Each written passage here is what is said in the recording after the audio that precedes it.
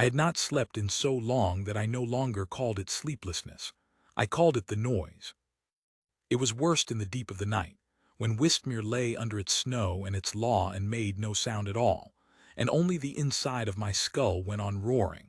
The pass at Harrowfall, the horns, the men who had followed me up the white slope and never come down it.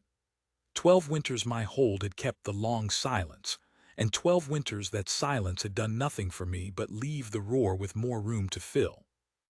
I lay on my back in the dark of the king's chamber, listening to a quiet that reached everywhere in the world except the one place I needed it, and I waited, as I waited every night, for a gray that came too slowly.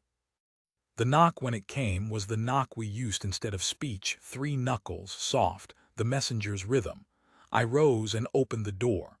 My steward Bram stood with a candle and a slate, and on the slate he had chalked 4 words. She comes at dawn. I had forgotten almost that she was coming. You must understand what Wistmere is, to understand how a man forgets his own bride. We are a hold that does not speak. Long before my birth in my grandfather's grandfather's time, there was a night in the high pass when a sentry saw the enemy climbing, and did what any frightened man would do, he shouted the alarm. He shouted and the mountain heard him, and the whole white shoulder of the pass came down and took the sentry and the enemy and 300 sleeping men of Wistmere with it, all buried in one breath because a voice had been raised where no voice should be. My forefather buried what he could dig out, and then he made a law of his grief. In Wistmere no voice is raised. We knock, we chalk, we sign in the small crude signs the hold has kept for generations. We let the bells hang wrapped in wool. A child of Wistmere learns to weep without sound before she learns to walk. We are a people who decided, a long time ago, that silence was safety, and then forgot there had ever been a difference between the two. So when the mountain lords across the eastern range finally sued for peace after the war that had emptied my hall, the war that had emptied me, and the terms of that peace were sealed, as such things are, with a daughter, I did not think much on the daughter. I thought on the grain the treaty freed, and the men it stopped from dying, and I signed my name to it and let Bram arrange the rest. They told me she was of the fold folk, the high people who keep their sheep in the cloud line, and that the fold folk speak with their hands. I remember thinking dully that at least she would already know how to hold her tongue. I did not think, she will be the first thing in 12 winters to make the roar stop. How could I have thought it? I did not yet know that quiet came in more than one kind. She came at dawn, as the slate had said. I stood at the gate of the hold with my council ranged behind me in their furs, all of us breathing steam into the cold, and we watched the small procession climb the last of the white road, 2 horses, a covered cart, a handful of fold folk guides who would turn back at the wall. Snow was falling, the fat slow snow that eats every sound, and even so I found myself listening for them, for the ordinary noise a party of travelers makes, the harness and the hooves and the voices. There was none of it. They came up out of the white without a sound, the way a thing comes up out of a dream, and I felt the hair rise on my arms before I knew why. Then the cart stopped, and a hand drew back the curtain, and she stepped down into the snow, and she made no sound doing it. I have tried since to say what it was. She was not the most beautiful woman I had ever seen. I will not lie to you and make her one because it was not that. She was slight and dark-haired and travel-worn, with a plain wool cloak the gray of a winter sky and a face that had learned somewhere very young to give nothing away. What she was still. Not frozen, not cowed, still, the way the deep of a mere is still, with everything alive underneath and nothing troubling the surface. She looked at the gate, and the wall, and the men in their furs who had come to weigh her, and then she looked at me, and I felt the strangest thing I had felt in 12 years. For the space of one breath, the roar in my head went quiet. It came back. Of course it came back. But I stood there in the falling snow like a struck man, because for one breath I had heard the thing I had been listening for under all that noise, and the thing was nothing, a clean, sweet nothing, and it had come from her. Bram stepped forward with his slate and chalked the formal greeting, the words of welcome to the Luna of Wistmere, She read them. She did not smile. She raised her hands, and in a few small motions, quick, economical, a language with no waste in it, she answered him. Bram looked at her without comprehension, then at me, and shook his head. None of us knew her signs. Our crude hold signs and her fold tongue were not the same language. They were not even the same kind of language. Ours were a peasant's handful of gestures scratched out of necessity. Hers, I would learn, was a whole tongue, with a grammar and a music and a range of feeling as wide as any speech. A language her people had built over centuries, not because a mountain had frightened them into it, but because the wind in the cloud line was too loud to talk over, and they had simply decided to speak in a way the wind could not drown. That was the first difference between her silence and mine, though I did not understand it yet. My silence was made of fear. Hers was made of a choice. The council received her with the cold correctness of men who have decided in advance to be disappointed. Behind their slates and their still faces I could read them, because I had known them all my life. A mute. They have sent us a mute. A Luna who cannot even take a vow. My cousin Aldous, who had wanted the Eastern peace sealed with a different daughter, a speaking daughter, the loud proud girl of a river house who would have brought ships instead of sheep, stood with his jaw set and his hands folded, and he did not need signs for me to hear what he was thinking. This is an insult wrapped as a gift. Send it back before the snow closes the pass. I brought her in. I gave her the Luna's rooms and the Luna's fire and a fold woman named Sella who had come with her as a servant and could put her hands to our crude signs and her own both, and so could stand between us like a rope thrown across a gap. And that night, for the first night, I slept. I did not understand it. I only knew that I lay down braced as I lay down every night for the horns and the horror, and instead the dark came soft and folded over me, and I went down into it like a stone into water, and I did not wake until the gray. I woke rested.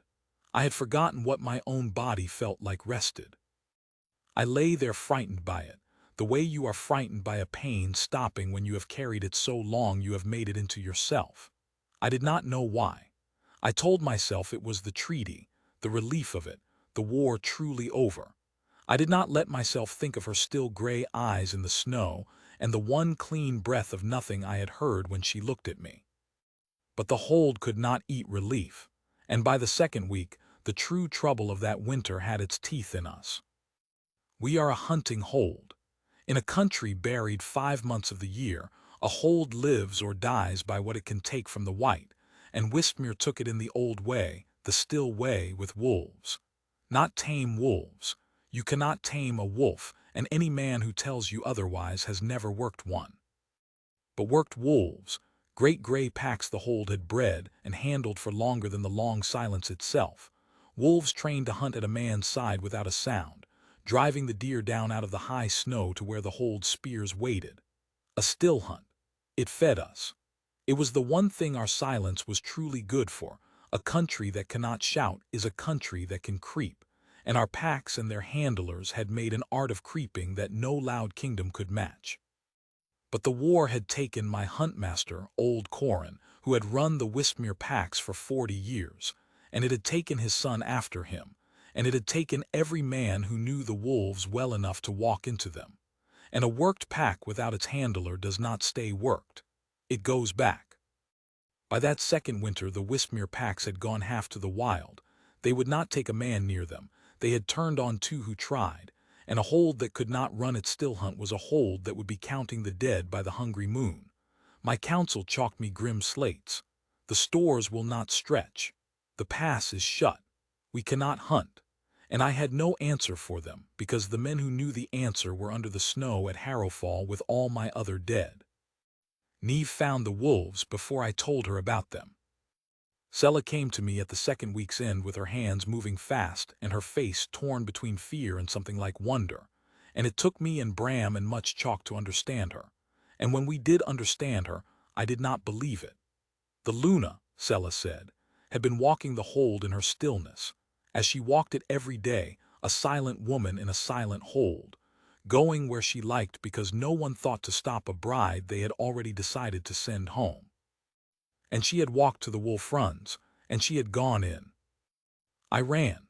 I'm not ashamed to say I ran, the alpha king of Wistmere, through his own hold in his own snow, because I was certain I was running to a death, to a bride torn apart in a pen on the 12th day of a marriage no one had wanted, and how would I ever carry that? I came to the runs and I stopped at the gate with my heart going like a hammer, and I looked in, and I forgot how to breathe. She was sitting in the snow in the middle of the pack, not standing over them, not commanding them.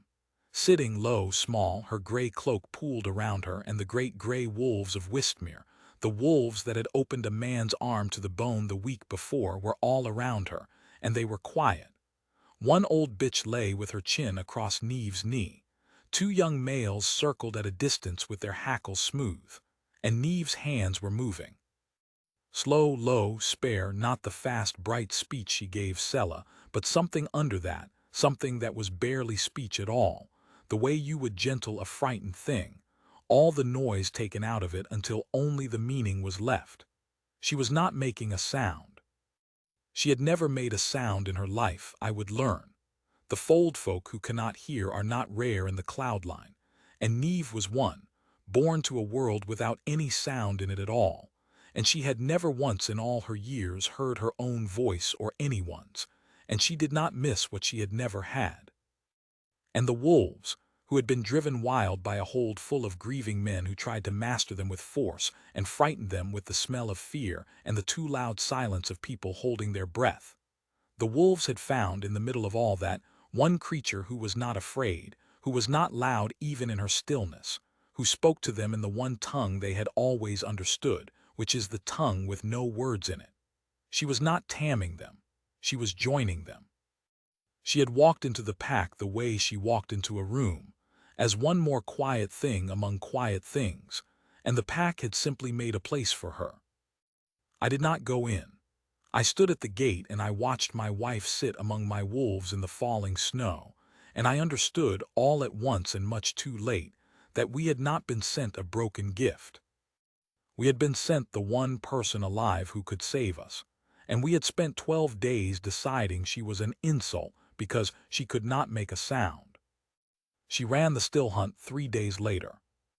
She could not have known our ways. She had been in the hold under a fortnight. But she did not need our ways. She needed the wolves, and the wolves were hers, and she took them up into the high snow with 2 of my steadiest spearmen trailing behind at the distance.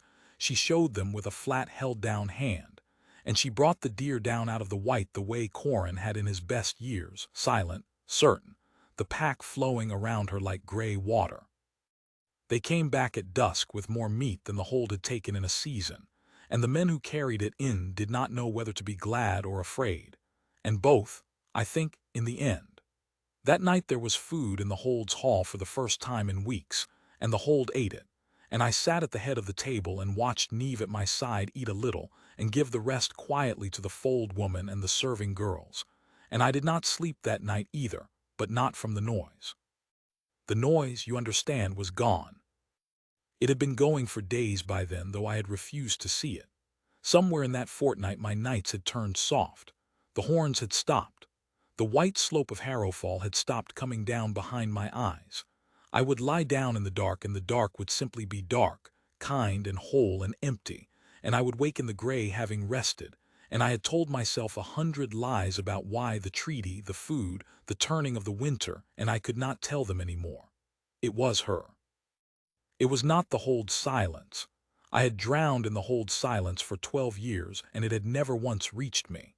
It was her silence, which was a different thing entirely, which was not the absence of sound but the presence of peace, and it reached into me where nothing had reached in a long time, and it laid the roaring down. I had married a woman I had barely looked at to seal a treaty, and she had walked into my life and stopped, at last, the war inside my own head. I could not say it. We had no language between us for a thing so large. Our slates and our crude hold signs were for the stores will not stretch and she comes at dawn, not for you are the first quiet I have known since I buried my men. And so I did the only thing I could think to do, and I began, in secret, to learn her tongue. I went to Sella, And I made the fold woman swear on her own hands to tell no one. And I began to learn the fold speech the way a grown man learns anything hard and late, badly, clumsily, my big war-scarred hands making a fool of a language built for grace. I learned it at night when the hold slept by a single candle. I learned hand and snow and wolf and fire. I learned good and cold and stay. I learned it for weeks, and I told no one, least of all her, because I did not yet know what I meant to say with it. I only knew that she had crossed an entire kingdom into a hold that could not understand her and had been met with cold faces and chalked formalities, and that if I wanted to reach her, I would have to be the one to cross the rest of the way. She had come as far as anyone could ask. The rest of the road was mine to walk. And while I walked it in secret, my council walked a road of their own. I should have seen it sooner. Aldous had never wanted her, and Aldous was patient, and a hold full of men who had spent a fortnight deciding she was an insult does not change its mind because the meat came in. If anything, a proud man's shame at being wrong makes him crueler, not kinder. The word went round in slates and glances that I could not always catch. She is a mute. She cannot swear the Luna's vow. A match unspoken is a match unsealed, and a match unsealed can be undone. There is an old law in Wistmere, older than the long silence and never struck from the books, that the Luna of the hold must speak her vow aloud before the assembled council on the first full moon of her joining, or the joining is void. It had been a dead law for a generation, because who could not speak a vow? Aldous had found it and dusted it and set it like a snare. She could not speak the vow. She had never spoken a word in her life and never would. And on the first full moon, before the whole assembled council of Wistmere, they would demand that she rise and say it aloud, and when she could not, they would declare the match void by our own ancient law and send her back across the range in disgrace before the pass closed for good, and free me to make the loud, proud river match Aldous had wanted all along. It was clean. It was lawful. It turned her own silence into the blade that cut her. I found out 3 days before the moon. Bram brought me the slate, gray-faced, having pieced it together from the way the council talked, and I read it, and I felt something in me that I had not felt since the war, not the noise, not the grief, but under them, older than both, a cold and total certainty about what I was going to do. They thought her silence was her weakness. They had understood nothing. Her silence was the strongest thing in my hold. It had walked into a wild pack and fed a starving winter. It had walked into a ruined man and stopped his war. They wanted to punish her for the one thing she was that none of them would ever be, which was wholly and unafraidly herself in a hold that had made a prison out of holding its breath. I would not let them. But I would not do it their way either. That was the thing I understood in those 3 days, learning her tongue by candlelight with my clumsy, scarred hands. Aldous' snare only worked if the vow had to be spoken, and the whole of Wistmere had agreed, 12 generations deep, that speech aloud was the true and only vow, that the raised voice was the thing that bound. We who had made a law out of never raising it, we still believed in our bones that words in the air were the realest words there were. It was the lie under our whole grief. My forefather had heard a man shout on the mountain, and had decided that the voice was so powerful it could bring down the sky, and so he had forbidden it. And in forbidding it, he had made it more powerful still, made silence into a punishment and a fear, made a whole people believe that the truest things could only be said in the one way they were never allowed to say them. We had spent 12 generations afraid of our own voices and calling it safety. Neve had never had a voice, and she had said truer things to me with her hands in a pen full of wolves than my whole hold had said aloud in 100 years. The first full moon came up white over Wistmere, and the council assembled in the great hall, and it was the loudest silence I have ever stood in. They came in their furs and their formality, 60 of them, ranged along the long tables under the wrapped and wooden bells, and Aldous sat with his hands folded and his snare set, and Neve was brought in and set to stand alone in the middle of the hall in her gray cloak, small and still and giving nothing away, and I sat in the Alpha King's chair and watched them prepare to break her with our oldest law, and I let them come all the way to the edge of it. Bram rose, because it fell to the steward, and chalked the ancient demand on the great slate that all could see. Let the Luna speak her vow aloud before the council, or the joining is void by the law of Wistmere. The hall waited. Aldous did not trouble to hide his face. And Neve stood in the middle of all those weighing eyes, a woman who had crossed a kingdom, tamed a wild pack, fed a winter and healed a king, and who was about to be thrown out into the snow for the crime of being unable to do the one useless thing they had cornered her into.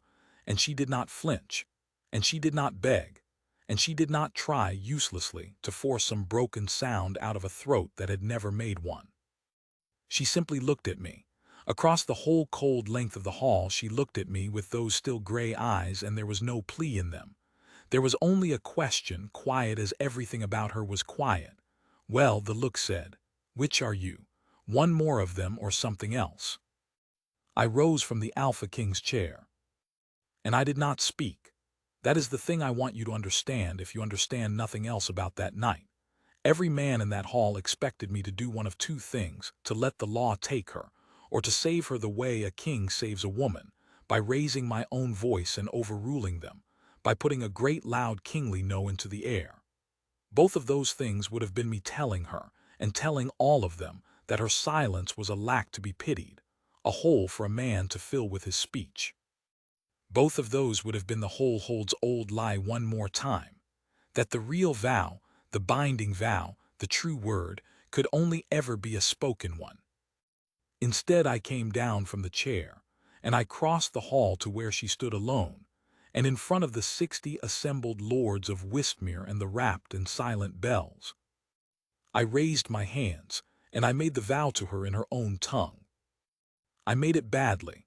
I want that recorded too.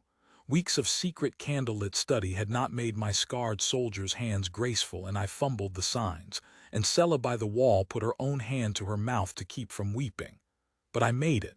I take you, my clumsy hand said in the language of the cloud line in front of a hall that could not read a word of it, not for the treaty, for me.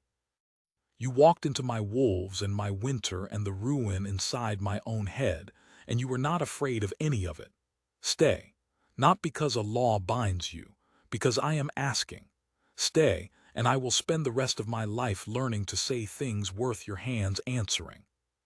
The hall did not understand a single sign of it, but they did not need to understand the words to understand the thing.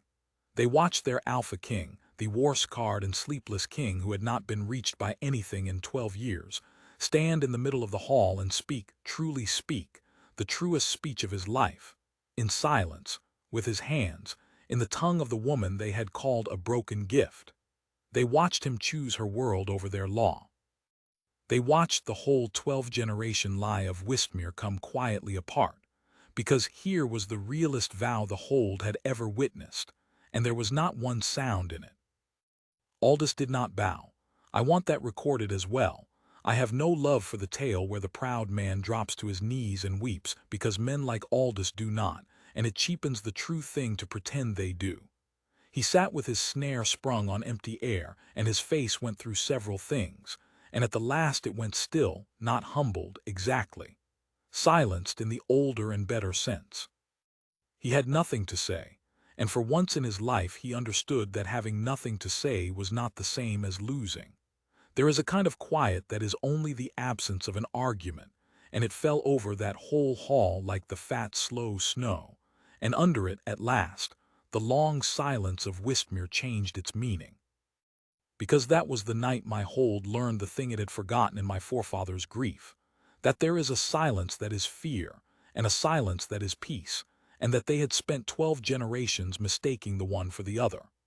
My grandfather's grandfather had heard a terrified man shout down a mountain, and had decided the answer was to forbid the voice, but the voice had never been the enemy. The fear had been the enemy. A hold can hold its breath for 100 years and still be screaming inside, the way I had held mine and screamed inside it for 12. And a woman who had never made a sound in her life could be more at peace, and bring more peace, than a whole kingdom of the silent, because her quiet had never once been made of fear.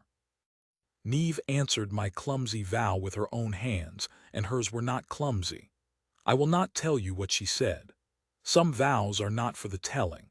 That one was between her hands and mine, in the middle of a hall full of people who could not read it, which is the most private a thing can be while happening in front of 60 men. But I will tell you that when she finished, I understood every sign of it, because I had learned her tongue for exactly this. And that was the first time in my life I was glad of my scarred and clumsy hands. We did not undo the long silence by decree. You cannot mend a grief that old by ordering it to stop.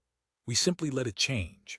The wrapped bells stayed wrapped a while longer, and then one spring they came unwrapped and rang, and the mountain did not fall, and the hold flinched and then did not flinch, and learned slowly that a bell is not a landslide and a voice is not a horn, and that the sky does not come down every time a frightened people stop being frightened. Some in the hold went on keeping the old silence, and that was well. There is peace to be found in quiet when the quiet is chosen and not feared. But we no longer taught our children to weep without sound. We no longer made a prison of our own held breath. And this is the part I would want a woman of many winters to hear, if she asked me how the tale ends, because it is the truest ending I have.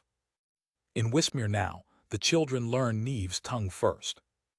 Before they learn their letters, before they learn our crude old hold signs, before some of them ever learn to raise a voice at all, the children of my hold learn the fold speech that their Luna brought across the range, because she taught it, in the long winters, sitting among them the way she had once sat among the wolves, small and still and unafraid, her hands making a whole language out of the air. So that now, in the hold that once forbade all speaking, a child of Wistmere learns to say I am here with her hands before she learns to say it with her voice. And when I watch them at it, my own two among them, my son with his mother's stillness and my daughter with her mother's quick hands, I think that we have finally understood the thing my forefather never could, that the raising of a voice was never the danger, that the danger was only ever a people so afraid of the wrong thing that they forgot how to say the right one. I sleep now, every night whole and soft and dark, the way I had forgotten a man could.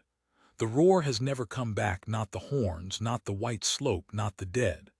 My council once thought they had been sent a broken gift, a bride who could not even take a vow, and they spent 12 cold days deciding she was an insult, and they were wrong about every part of it. She could take a vow. She took mine and gave me hers, in the loudest silence I have ever stood in a hall where not one word was spoken and every true thing was said. I married a woman who had never once made a sound, and in her silence, hers, not the hold's, the kind that is peace and not fear, the war inside me finally went quiet.